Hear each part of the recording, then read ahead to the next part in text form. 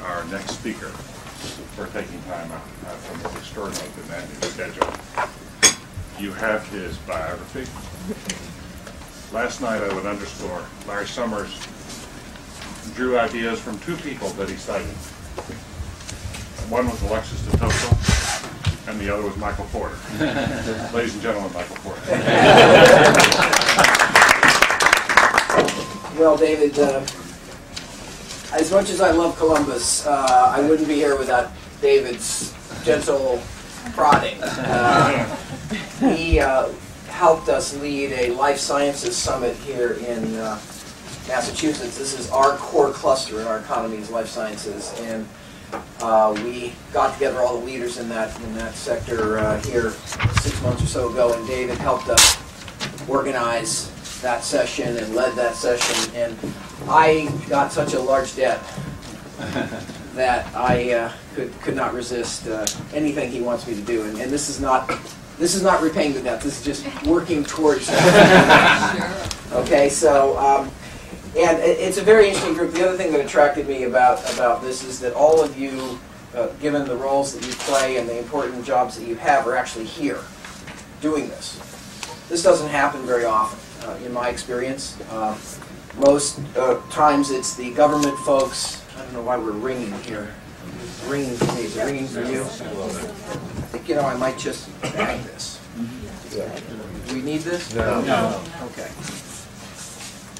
There we go. That might help. A lot of times this whole notion of building a community and building the economy is left to government. It's left to people that are running the chambers of commerce and the various economic development organizations, and principles. My gosh. It's ringing. Hold on.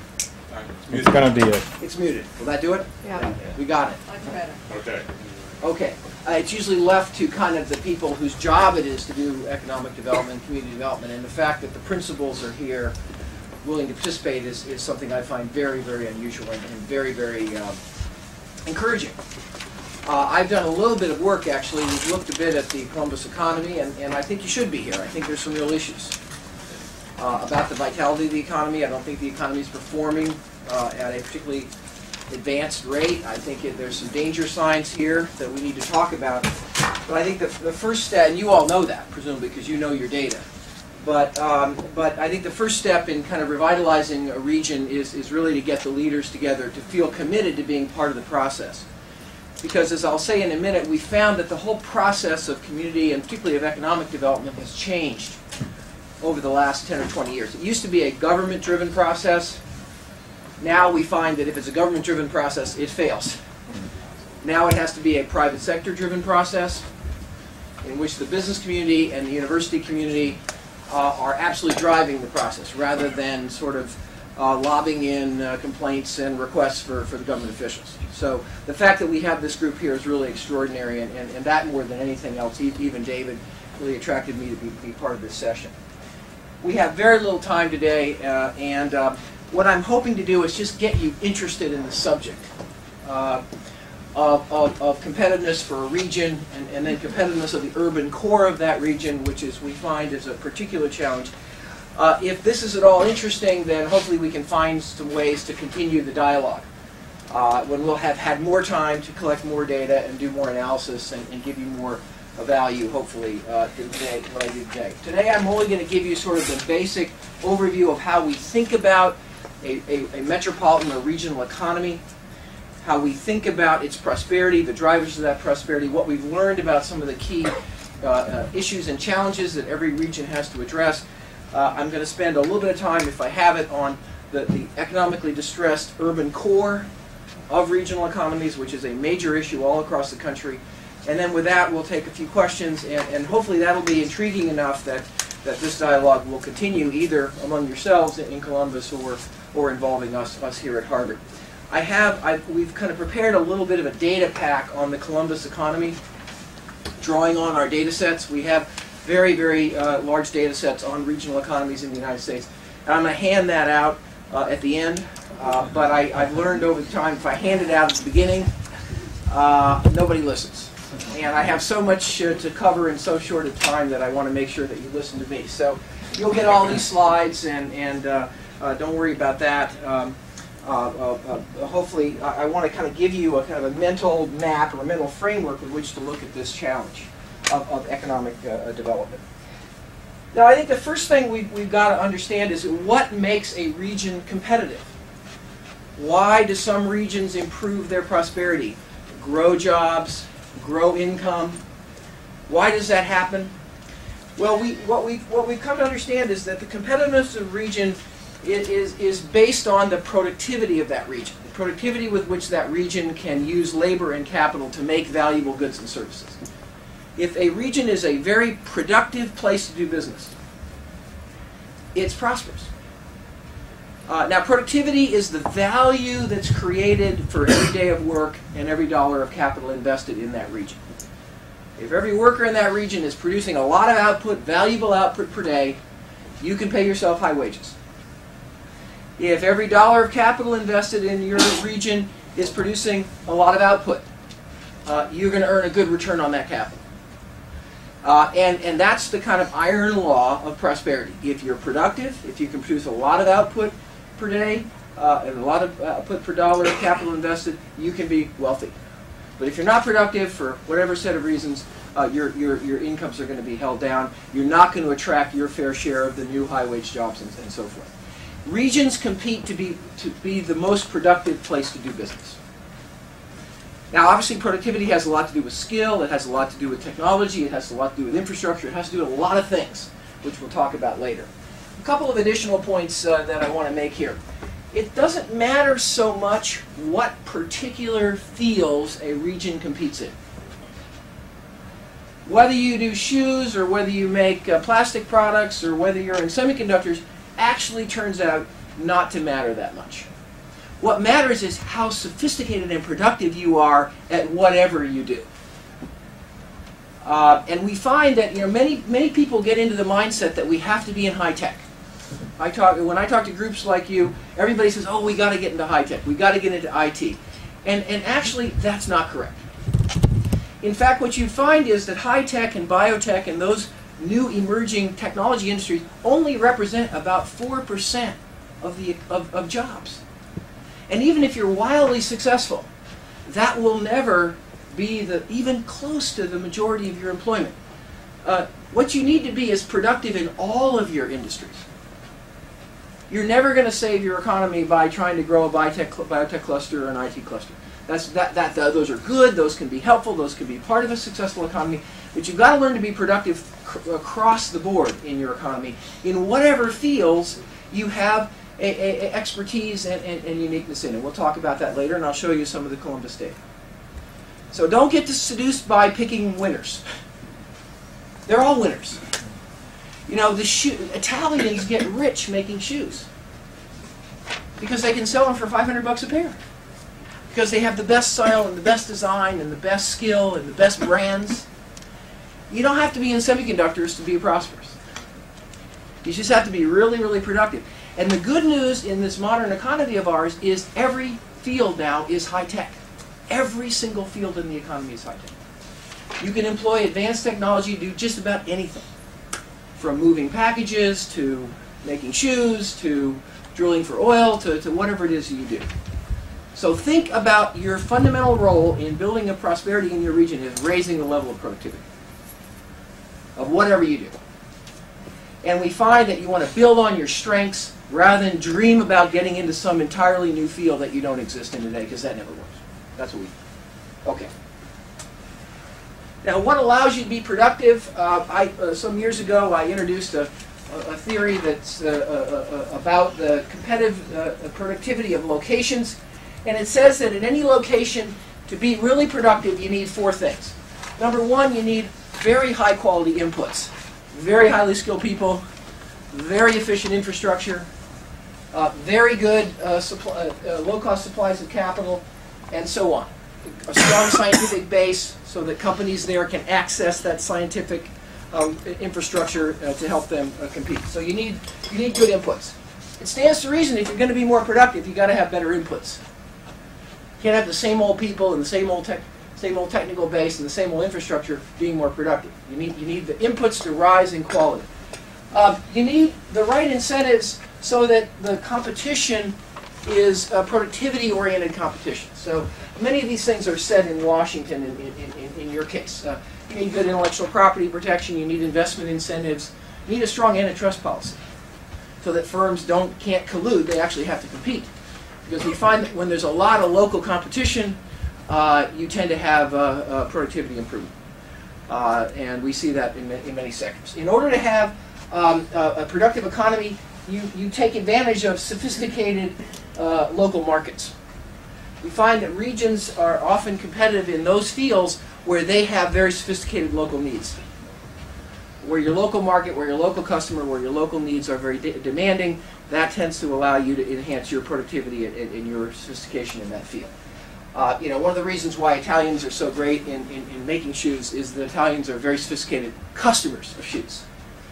The average Italian spends more on shoes per year than any other nationality, but they buy fewer pairs than almost any other nationality because they buy very high average quality. Wouldn't dream of going to a Kmart to buy shoes. They want to go to a specialty store. They want to talk to an expert. They take their time. It's a 3-hour experience. It's that sophisticated local need that helps them maintain their vitality and their dynamism to drive their productivity up over time. So you're looking in your economy, where are you demanding, where do you have sophisticated needs in your industrial base, in your consumer base? That's one of the things you're looking for. And the final thing you need to be really productive is you need clusters. A cluster is where you just don't have one firm in a given field, but where you have a whole cluster of firms in that field. This is a great example of a cluster. California wine, 745 wineries in California. Not just one, 4,000 growers of grapes that are independent of the wineries.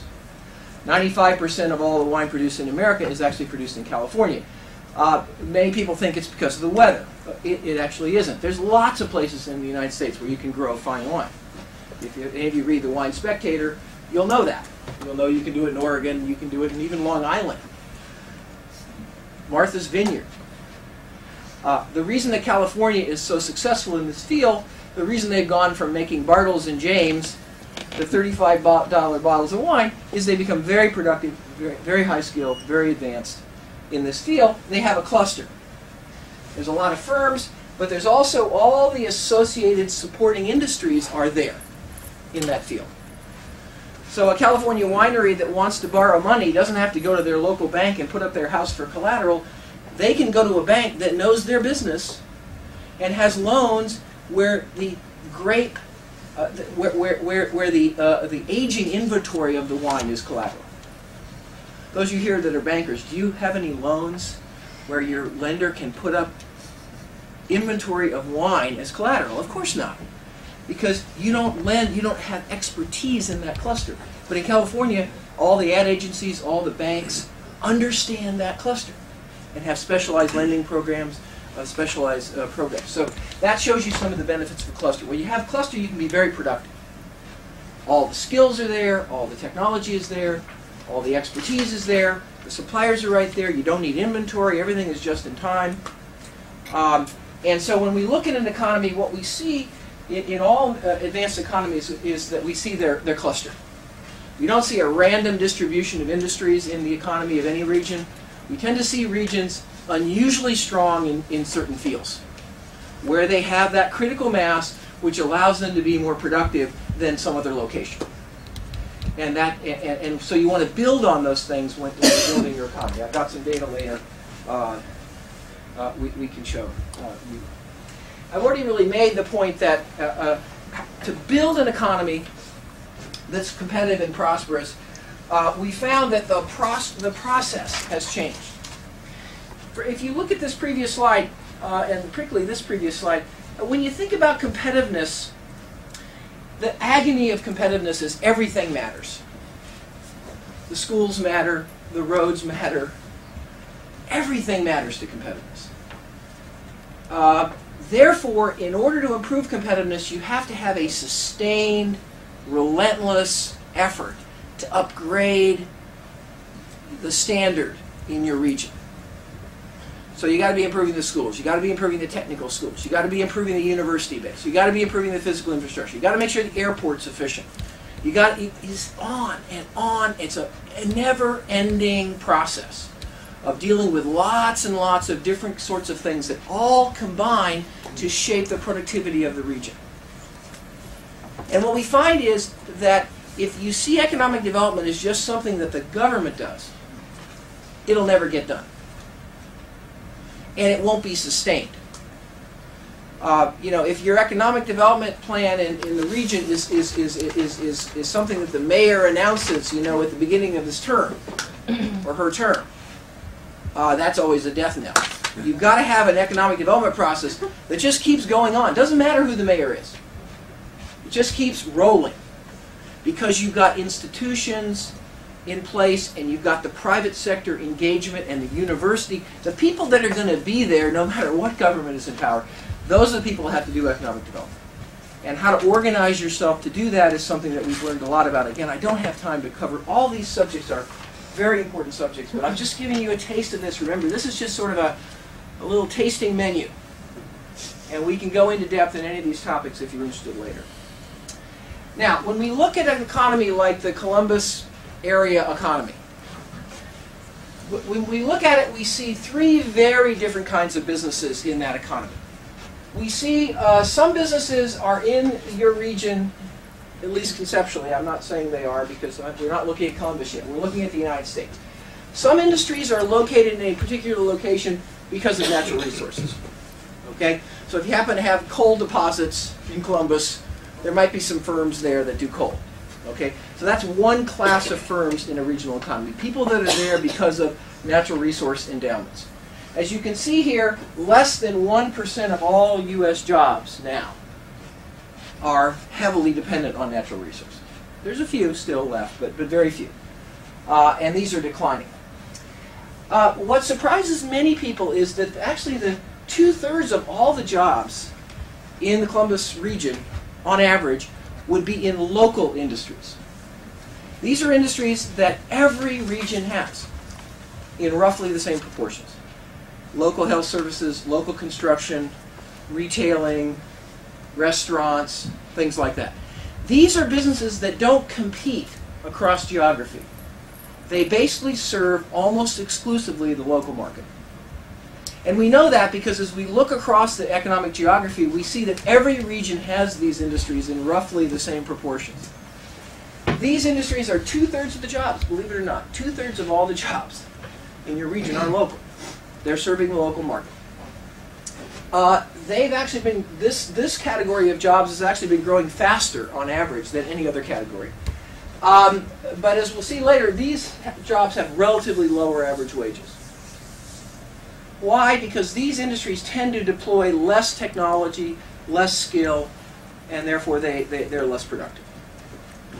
The real core driver of any regional economy is what we call the traded clusters. These are the firms in industries that make products and services that are traded across regions. That are products and services that are sold across the state, across the country, across the world in some cases. We see that this is actually a little less than 1/3 of all the jobs, on average, in the U.S. They're growing, not hugely rapidly, but they're growing. But look at the average wage of the traded clusters versus the local clusters. Substantially higher. Higher relative wage, 133 versus 84 on a relative standpoint. The wage growth, although the job growth is higher here, the wage growth is significantly higher here. And look at the relative productivity as we measure productivity. These are much more productive. And in terms of one of the metrics we use to look at productivity growth, patenting, which is an indicator of technology, we see, look, the patenting intensity of these industries is vastly higher than this. So when we look at your region, we look at a region that's going to consist of these three buckets. These here are important. They're huge for jobs, and we want to make sure that these are as productive as possible. Because if our local businesses are not productive, that will drag down the productivity of our traded businesses, because our traded businesses often depend on those local industries. This was a great mistake in Japan, for example. Japan thought that they just worried about the export businesses. They could forget about local construction and wholesaling and all that sort of stuff. And it became so costly to do business in Japan because those local industries were protected and subsidized that Japanese companies stopped investing in Japan and started investing offshore. Okay, so you can't ignore the local clusters. They're really important. You want them to be as efficient and productive as possible. But this is what really drives your economy. These are really the high-wage industries that actually, if these do well, these do well. If these guys are supporting high wages and high wage growth, that creates higher and more sophisticated demand for these and drives them up. And so we find that the level of traded wages in a region determines the level of local wages in the region. And so when you're thinking about your economy, all of them are important, but these you've got to really look at carefully. Okay. Now when we look at a regional economy, what we see then is the traded clusters are very different depending on which region you're looking at. Because there's specialization, and regions tend to do best in they tend to do best in different fields. So, Raleigh-Durham, we have one mix of traded clusters, whereas in Houston we have a different mix, in Atlanta we have a different mix, and so forth. So, let's have some fun. Let's look at Columbus. Theory part, we've gotten through. Well, first of all, let's think about how we measure data for a region. There's obviously the city. The blue here is what's called the Standard Metropolitan Statistical Area, SMSA. And the data I'm going to show you is for that particular area of geography. The brown is what's called an economic area. That's a bigger economic unit defined by the Department of Commerce. And if I'd had a little more time and a little more energy, we could have actually run the data for the economic area as well. What we're finding is that when you look at a city, you can't think of that city in isolation. You have to think about that city in the context of the surrounding regional economy. Because there's some things that should be done in the city, in the center, but other things that are more efficiently done outside of the city, and having the right efficient spatial distribution of industry is important. But for purposes of the slides that I'm going to show you, I'm showing you the blue and the yellow. Okay? Now, let's look at some of the ways that we would look at the success of an economic area. And unfortunately, our data ends in the year 2001, because that's when the federal government has seen fit to spit out the data. We're hoping that 2002 shows up soon, maybe 2003 someday. The minute we get it, we will update all this data. But this is as of 2001. For most regions, 2001 was starting to look a little shaky. But it was still sort of the tail end of what had been a very good period. And 2002 generally looks a lot less exciting. But these are all 2001, and when we compare you to other regions, we're comparing you for that period. And this data tends to look at the decade from 1990 to 2001. Now, Columbus, according to our data, is the 37th largest SMSA in terms of employment in America. So you're pretty big. You're up there pretty high in the pecking order. Employment growth, however, you rank 117th. So what we'll find here is that Columbus is a pretty good, solid, prosperous region.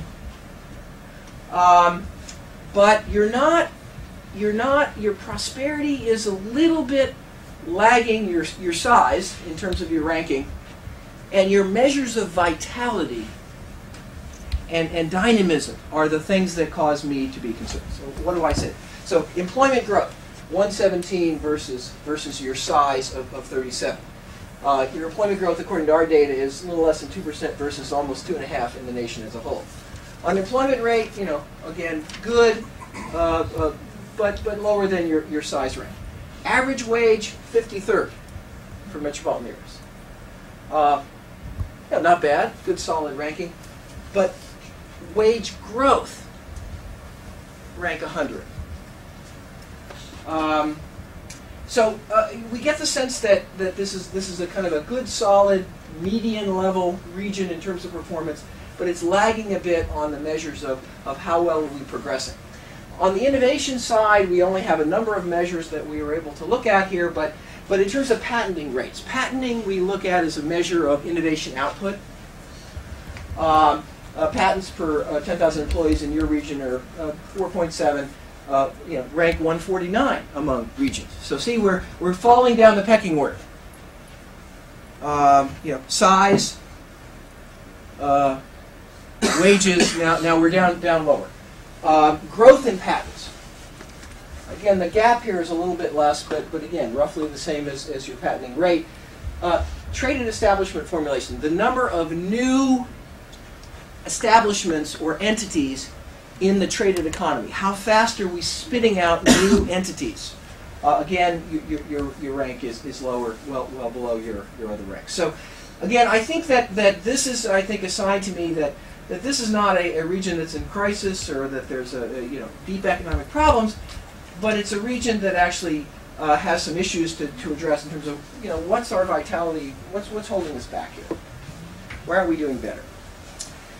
Now, this is the employment in your region by traded cluster. And what you see here is where your region, your SMSA ranks nationally in this particular cluster. So your top cluster, according to our data, is financial services. And this is the traded part of financial services. There's also some local financial services. Business services, number 2. Distribution services, number 3. That's an interesting one. Education and knowledge creation. So we got some major educational employment in this region. Hospitality and tourism, heavy construction. So look at how the services really dominate. And that's not unusual. That's typical for all regions.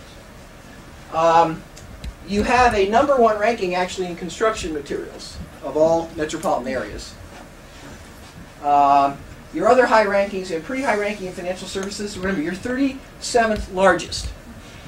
So anything where you're higher than 37, you have sort of over-penetration. How many regions are there? 318. These are metropolitan areas. We're not looking at the whole economy. We're looking at just metropolitan areas. Okay.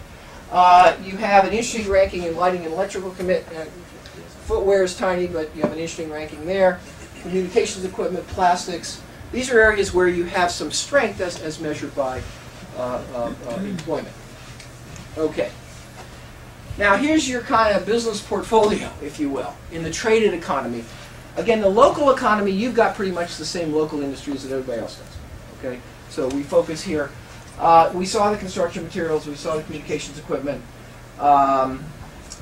So basically what we do here is we say, okay, what's our average share of national employment in the area?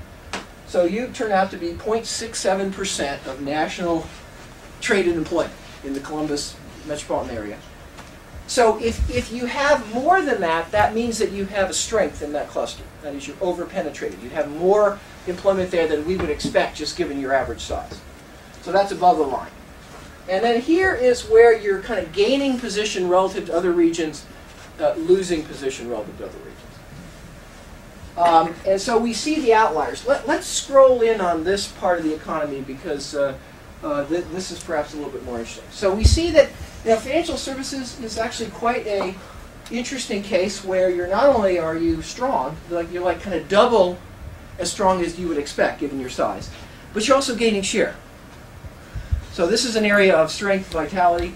Distribution services, we see that. I'll show you some examples. Chemicals, lighting, you see that. The interesting growth in IT, which is nice to see. We do see, however, some large clusters are kind of declining, losing position. Not necessarily declining in absolute terms, but not growing as fast as the cluster is nationally. So again, education and knowledge creation, losing relative employment share. What is that? Universities, all kinds of educational institutions, also research organizations, think tanks. There's a whole array of the businesses that would be in this. Each of these is a collection of businesses. But not local schools. Not anything that would be local and everybody would have it. Okay. Business services. This is a very large cluster in the U.S. economy, and this is a mishmash of things. Consulting, a whole bunch of things. We'll look at this in a minute. Plastics is quite strong, slightly losing a little bit of share. So that's kind of what the portfolio looks like. That is actually not an alarming chart. I've looked at a lot of these in a lot of regions. You know, you've got some good, strong things that are doing well. You've got some emerging things that are gaining position. It's not an alarming position, but it also wouldn't look like Atlanta or a region that's really steaming ahead. There would tend to be a lot of stuff up in the upper right. Here's where the jobs were created over the decade from 1990 to 2001. And what we see here, the little blue line would be the national benchmark. So basically in financial services, if you just grew as fast as national financial services, you would have created this many jobs. But you actually created this many. And that's why you're gaining share. See? So you did well here. But in business services, national benchmark, you would have created that many jobs.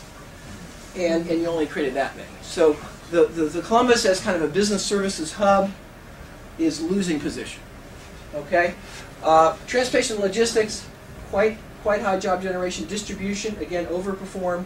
Communications equipment, overperformed. This has been flat nationally over this period. Where did you lose? Well, the good news is there's not any big disasters. I'm doing a project now in the state of South Carolina, and they got some big disasters. You don't. Motor-driven products, these are a variety of things that are unified by the fact that there's a motor at the core of whatever it is. Analytical instruments, some small job losses. Automotive, some small job losses. So this is basically a healthy story that you are creating net traded jobs. That's why your unemployment rate is pretty low. But it's interesting to look at this mix and see what it's telling us about the nature of our economy, where we're working well, where we're working poorly.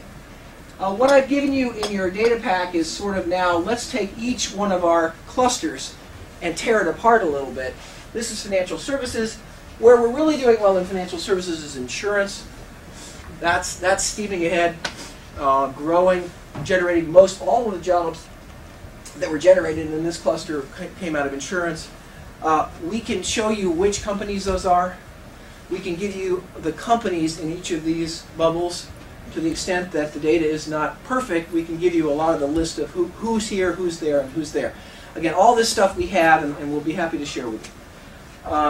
This starts to give you kind of this picture of what's your economy, how is it evolving, what can we do to make it better. See, here's the insurance dominates the jobs. But here's another pattern we tend to see in Columbus as we flip through a lot of these charts. We tend to see that we have decent wages, but these charts on wages, this little diamond is the national average wage in that subcluster. So yes, you have securities brokers, dealers, and exchange employment in your region, but compared to the average national wage in that, you're low. So we see that in software and computer programming. We see that in a lot of fields. So many advanced services fields and advanced manufacturing fields, you're there, but you're in segments or you're doing things that are only supporting a somewhat lower wage. So that tells us that we've got to find a way to raise the skill base, raise the sophistication, raise the technology base of our economy, and essentially drive the wages up. Okay, now what I've talked about so far, and I've taken 98% of my time already, is the regional economy as a whole. And there's so much more to talk about, and so much more we could cover in terms of how to think about it, how to diagnose it, what to do about it. We can cover that in the Q&A. Now, as requested, I'd like to scroll down from the region as a whole to the urban core. Because what we find is that in many regions, we have sort of a donut effect. And that is, we have a pretty high level of prosperity around the tasty part, but then there's kind of a hole in the middle. And there's actually quite a bit of poverty and unemployment and lack of economic success right in the middle of the donut, right in the actual inner city itself. And that's also true in Columbus, based on what little data. Again, we got a little data done here, but not a whole lot. But that is an issue. And so one of the things we understand is that that situation actually is intolerable in the long run. We can't have a healthy regional economy unless our urban core is healthy. How do I know that? Because that's what the data tells us. The data tells us that regional vitality is affected by the vitality of the core. Now, there's been a wide recognition that inner cities are a big problem in the United States. We know that poverty in the U.S. is concentrated in inner cities. You're not, Houston or Los Angeles, but you have your own version of an issue of the urban core not being as vital as the rest of the region. What do we do about that? Well, the traditional kind of way of addressing the urban core was a model that looked like this. Basically, the whole focus was how can we help these poor people? The way to help them is to figure out all the deficiencies that they have and all the social needs they have, housing, health care, etc., and pour money and resources into that. The economic space that was looked at was the neighborhood. So we had all these community development corporations, neighborhood by neighborhood, block by block. And the lead actor in this process was government. That is, it was government's job to deal with all these poor people in the neighborhoods by helping them address their social needs. And that is correct as far as it goes. That is, the folks living in these communities have a lot of needs. And housing stocks are not up to snuff. And home ownership is low. And education levels are inadequate. And so all that effort was critically necessary to kind of get us to a certain level. But what we've come to believe is that that's not enough. That you can't just try to focus on the weaknesses and deficiencies. You actually have to make sure that you also think about how to create a healthy economic base in those communities. Because unless these urban core areas are participating in the economy, unless the residents of these communities can actively participate in the economy, then there's no amount of money that will ever solve this problem.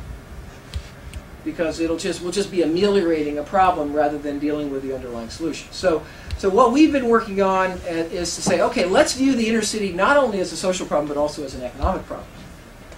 And what steps can we take to actually build healthy economies in our urban core? Now, for many people, that seems to be an impossible dream. Because people kind of assume that, well, the place where the economic activity should really be is in the suburbs. But actually what we've come to find is that that's actually not the natural state of affairs. In fact, the urban core ought to be a very vital economic region, if we think about it the right way, and we can change that in many cities. So what we've been doing in our work on inner cities is to say, okay, let's change the model here. Let's keep doing some of this stuff, but let's also think about not just reducing poverty, but creating jobs and wealth. Not just focusing on deficiencies, but where could we find the competitive advantages? Where could we find the assets of our urban core? What could we build on in terms of an economic base? Rather than looking at the neighborhood, let's look at the whole region and think about where the urban core could fit into the spatial economy of the region. And again, how can we kind of shift the leadership? Now, the basic starting point for thinking about how to revitalize the urban core is to say, okay, what are the competitive advantages that the urban core might have as a place for business? What sort of businesses should be thriving in those areas versus the suburbs? And the basic theory, and again, I don't have time to cover all of this, is that there's again 4 key hooks that we find for urban economic development. Number one hook is the workforce. We often have, this seems a little strange now because we've been in sort of an economic downturn, but we are facing a worker shortage in America. There's absolutely no doubt about it.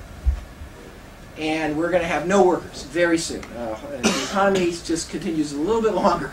We're already seeing the changes.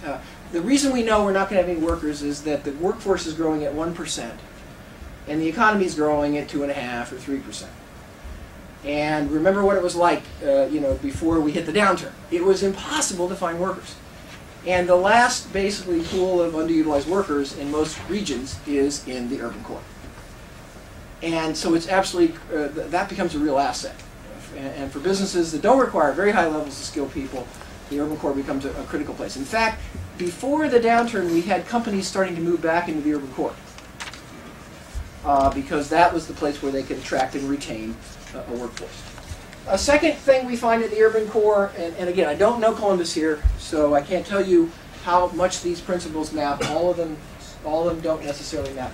What we tend to find in the urban core is because of population density, even though the average income is low, we tend to see a very large market for retail goods and services, and often commercial goods and services that has been abandoned. All the retailers moved out, all the supermarkets moved out, and there's a pool of underutilized demand that often can be a really important engine for getting investment flowing back into those regions. The data we have on Columbus suggests that this is absolutely true in Columbus, that in the so-called inner city areas of Columbus, which we've tried to chart, and I'll show you that in a minute, the actually purchasing power per square mile is much higher in the urban core than it is in the region as a whole, yet I don't know to the degree to which the retailers have actually come back to the urban core in your community. They are starting to come back in some parts of the country. We find that the urban core is truly a strategic location, near the central business district, near the transportation network. So in businesses that are logistically sensitive, that require a lot of deliveries and logistics, the urban core tends to be a good location.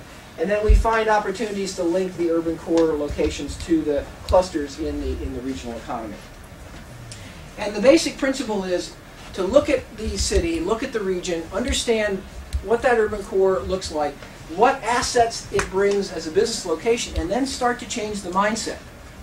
Start to change the mindset towards what can we do to enhance and encourage and revitalize our business base in the urban core. How can we improve the business environment? How can we deal with the things that the city is doing to get in the way, et cetera, et cetera. Okay, again, just a little bit of data and then I'm going to stop. These green census tracts are defined as economically distressed urban neighborhoods using our methodology. We look at three metrics. We look at poverty rate, unemployment rate, and average income. And based on those three metrics, we would take all the census tracts in a city or metropolitan area and we would classify them as being economically distressed inner city or not. And using our methodology, these areas, which mean something to you, they mean nothing to me, are actually the ones that qualify as economically distressed. Okay? In these green census tracts, we find 26% of the city's total population, according to our data. Okay? Now, in these census tracts, there are about 6,000 establishments. So there is a business base, and a fairly substantial business base employing a fair number of workers. But we find that, like in many cities, the employment growth in that area is actually negative 1.3%, whereas the average employment growth is much higher in the MSA. So this is a classic pattern. This area, often has a business base, but it's not been looked at as a place in which economic development and business development is the central agenda. It's been looked at as a place where we got to deal with the poor people. The largest inner city clusters in Columbus are all, 4 of them are local clusters, which is not atypical, and we see some substantial financial services employment. So this is kind of a snapshot which really tells us that Columbus does have an inner city and it is not economically vital, and so you're not breaking that particular trend. So here's some more other statistics about your inner city. Again, about 187,000 people. Substantially lower median household income, 25 versus rest of city 43 versus rest of MSA 52. This is household income, not individual wage. Unemployment rate 3 times higher. High school attainment lower, not disastrously lower, but lower. Minority population, substantial, although this is not a high percent from perspective of all cities. Fairly young population, but actually a lower young population than outside. Home ownership rate, lower. Income density, purchasing power per square mile, actually 57,000 versus 7 in the MSA. So you can see that there's a lot of concentrated purchasing power there. That's why retailers should be in these communities, because they actually are very good markets, and we're seeing that all across the country. A couple more data slides, and then we'll stop. This measures some measures of the business base. So the employment, I said 36,000, 6,000 establishments. Negative growth here, slow growth in the city, pretty rapid growth outside of the city. Business startups, interestingly enough, pretty equal. Bankruptcies actually lower. So this is an interesting. Here's the sort of the portfolio chart for that of the inner city area, and you can see again some good things and some bad things. This looks at how much the urban core is of the metropolitan area's employment, and then is it growing or shrinking? We've got too many big bubbles below the line that are shrinking. But what this says is that 50% of all the metropolitan area's transportation and logistics is actually in the urban core. So that's a sign of one of those competitive advantages. If you're going to run a transportation and logistics operation, you want to be in the center, so you can go out as opposed to be out trying to fight your way around and in. So again, I've kind of given you some data here, some thoughts. I guess what I would just close with is that today, we are in a very, very open and competitive economy. Your region is competing not only with every other region in America, but it's also competing with other locations around the world. We're never going to win based on low wages. We'll never win. If all we offer is low wages or low cost of doing business because we have low electric power cost or cheap water or whatever, we'll never win that game. You won't win it even in America, because there are many other places in America that are much lower cost places to do business than Columbus as a region.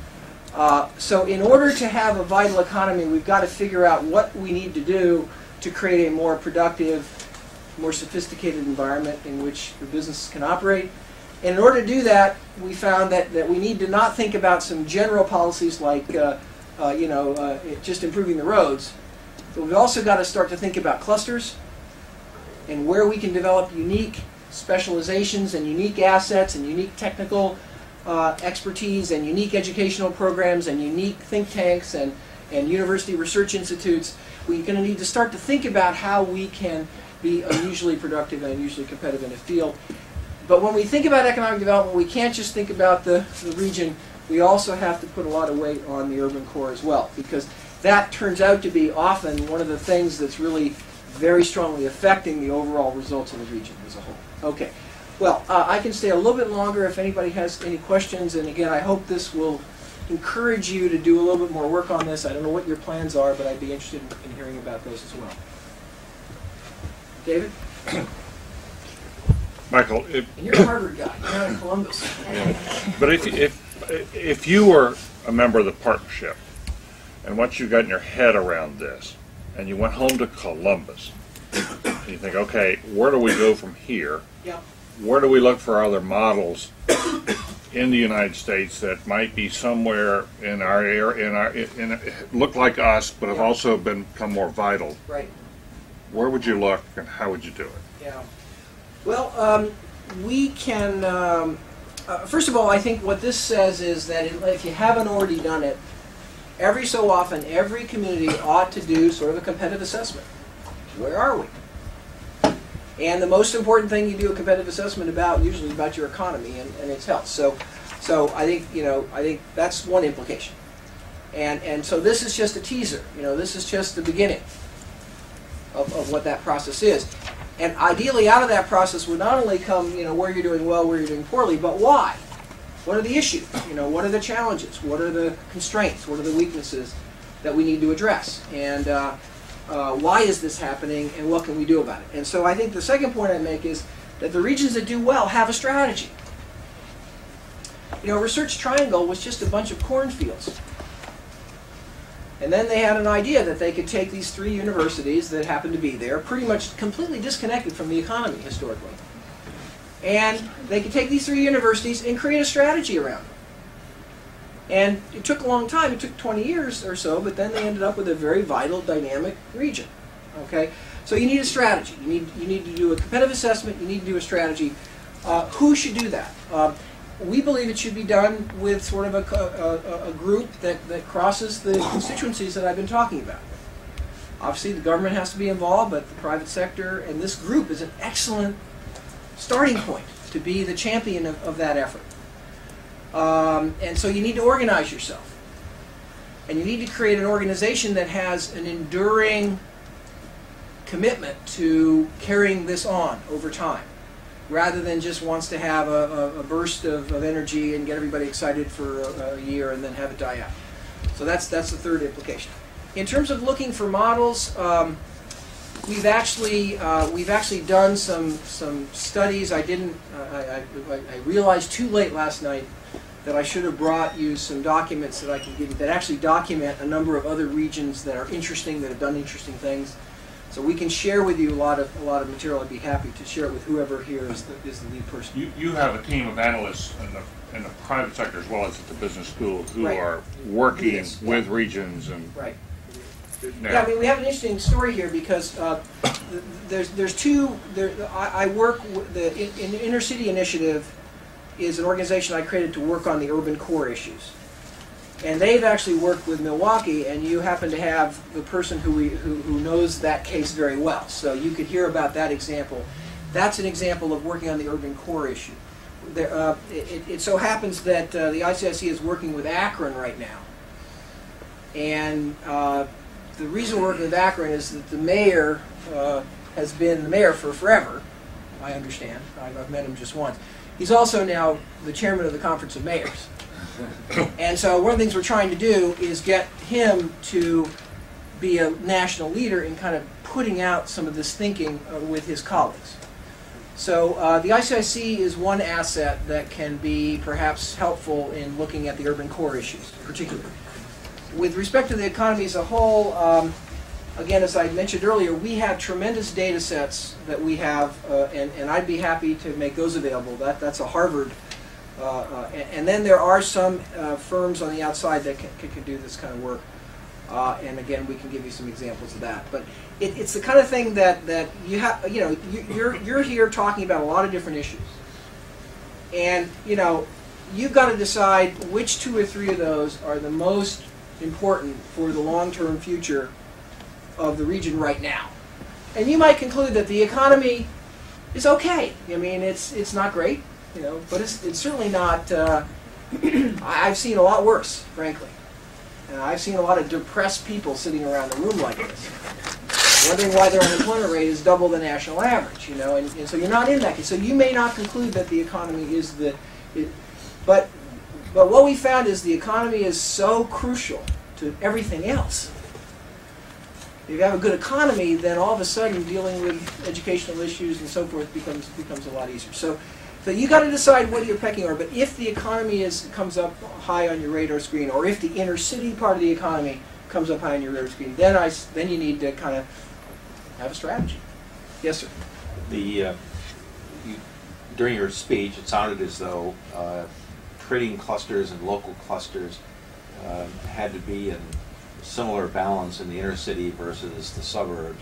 There could be presumably strategies in which the trading cluster was around the circle, but absolutely, but the local cluster was in the circle. And indeed, your Raleigh-Durham example is a Research Triangle example. Is not an inner city development. No, they have very few inner city issues in that region.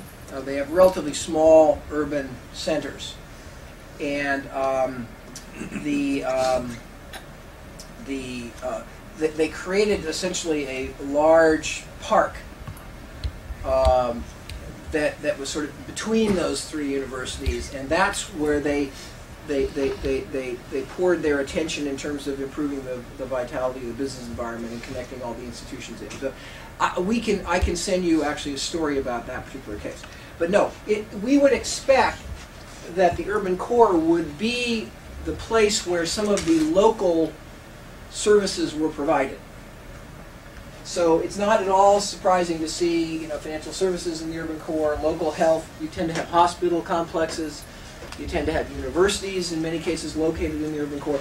All that is perfectly natural.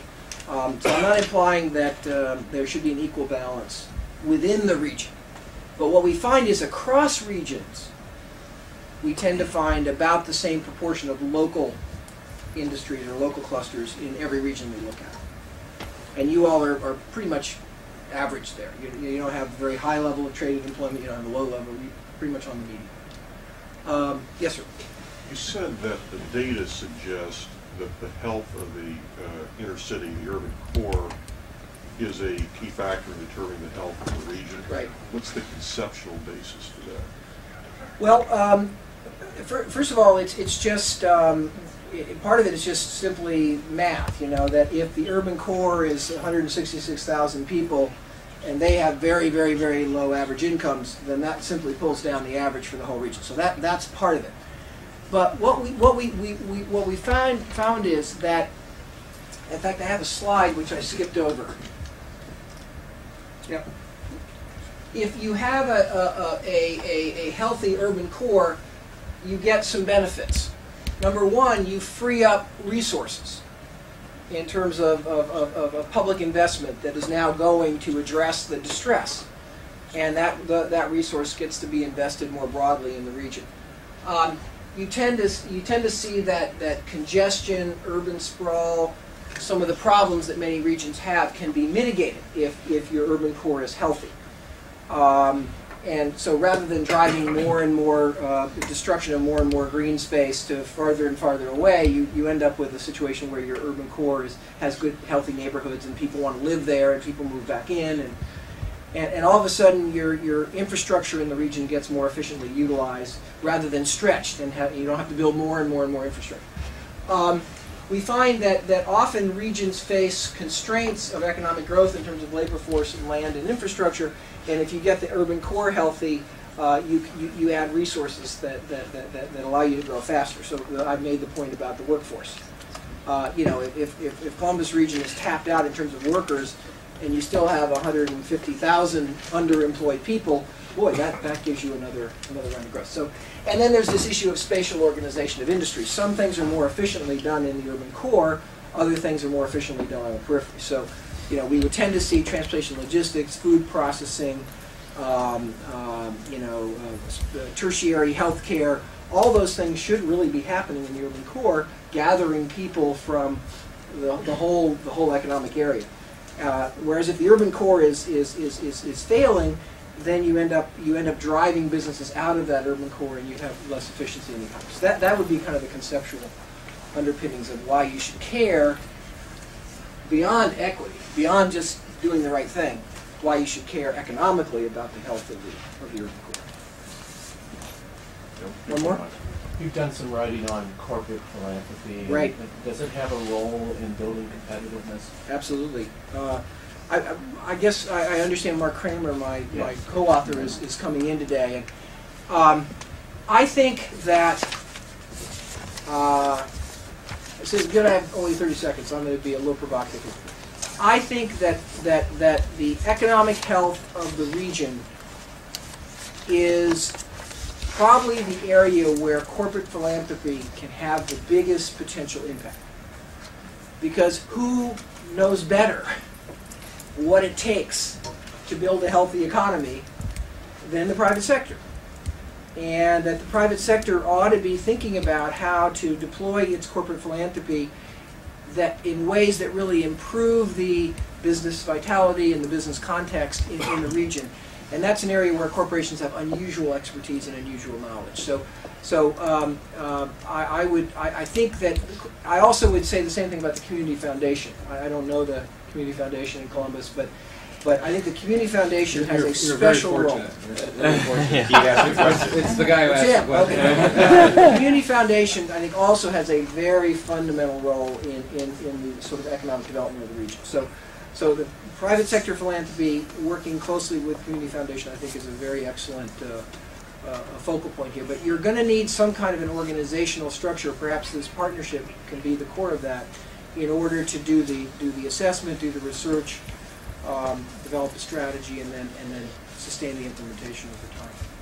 And I'll get to you some documents that will hopefully add further thoughts. David. Michael Porter, thank you very much.